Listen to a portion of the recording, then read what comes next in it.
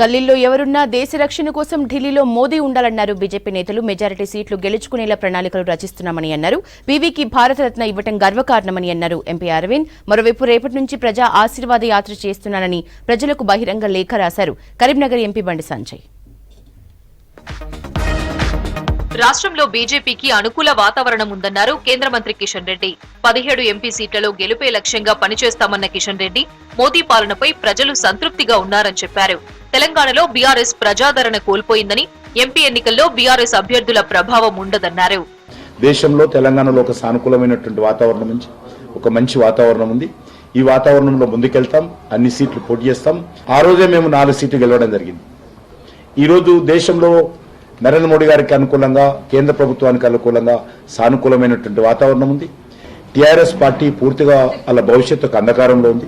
TRS party ఈరోజు తెలంగాణ రాజకీయాల్లో, దేశ రాజకీయాల్లో ఇర్రెలవెంట్ పార్టీ అంది. అదొక నేషనల్ పార్టీ అని చెప్పి రిజిస్ట్రేషన్ చేసుకున్నప్పుడు కూడా వాళ్ళు ఓపెన్ చేసినటువంటి కార్యాలయాలు ఆంధ్రలో గాని మహారాష్ట్రలో గాని తాళాలేశారు. త్వరలో తెలంగాణలో కూడా తాళం పడుతుంది. ప్రధాని మోదీ కులంపై రాహుల్ చేసిన కామెంట్స్ కు కౌంటర్ ఇచ్చారు బీజేపీ ఎంపీ లక్ష్మణ్. పొలిటికల్ గా ఎదుర్కోలేకనే రాహుల్ అనవసర రాద్ధాంతం చేస్తున్నారని విమర్శించారు లక్ష్మణ్. इस तरह जो कांग्रेस पहले से नेहरू जी से लेकर आज तक OBC, SC, ST Modi ji ने सदन में खुलासा किया कि पूरा पहले से इनका चरित्र है ओबीसी, एससी, एसटी का विरोध करना. डॉक्टर बाबा साहब अम्बेडकर 2 बार चुनाव में हराया कांग्रेस पार्टी ने, इसलिए अब ये सही नहीं पा रहे मोदी जी के ऊपर ये टिप्पणी के. पता है आपको सोनिया गांधी ने मोदी जी को मौत का सौदागर किस तरह बताया, और राहुल गांधी ने पूरा मोदी समुदाय को चोर कहकर पूरा ओबीसी समाज को किस तरह अपमान किया गया. మాజీ ప్రధాని పివి నరసింహారావుకు భారతరత్న ఇవ్వడం తెలుగు ప్రజలకు గర్వకారణమని అన్నారు బీజేపీ ఎంపీ అరవింద్. ఎన్డీఏ ప్రభుత్వం పివి సేవలను గుర్తించి భారతరత్న ఇచ్చిందన్నారు అరవింద్.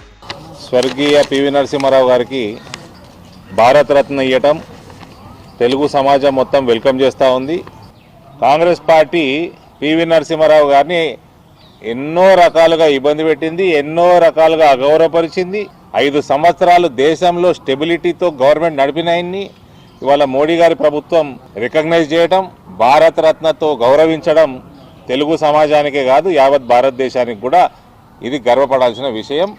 గల్లీలో ఎవరున్నా దేశ రక్షణ కోసం ఢిల్లీలో మోదీ ఉండాలన్నారు కరీంనగర్ ఎంపీ బండి సంజయ్. మీకోసం ప్రజాహిత యాత్రనై వస్తున్నా ఆశీర్వదించండి అంటూ బహిరంగ లేఖ రాశారు. రేపటి నుంచి కరీంనగర్ పార్లమెంట్ నియోజకవర్గంలోని జగిత్యాల జిల్లా మేడిపల్లి నుంచి ప్రజా ఆశీర్వాద యాత్ర చేస్తానని లేఖలో తెలిపారు ఎంపీ బండి సంజయ్.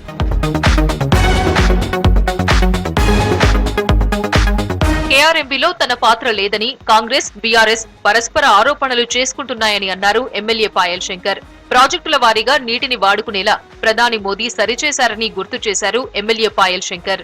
కేఆర్ఎంబీలో మా పాత్ర లేదంటే మా పాత్ర లేదనే విధంగా పరస్పర ఆరోపణలు చేసుకునే ప్రయత్నం చేసిండ్రు. కేంద్రంలో ఉన్నటువంటి నరేంద్ర మోడీ గారి ప్రభుత్వం 2023లో కేబినెట్ తీర్మానం చేసి గతంలో ఏపీ రీఆర్గనైజేషన్ బిల్లులో నికర జలాల కేటాయింపు విషయంలో ఏదైతే విషయాన్ని పొందుపరిచిందో ప్రాజెక్టుల వారీగా కేటాయింపులు చేసి తెలంగాణకు న్యాయం చేయాల్సిందిగా కేంద్ర కేబినెట్ ఆమోదించి బ్రిజేష్ కుమార్ ట్రిబ్యునల్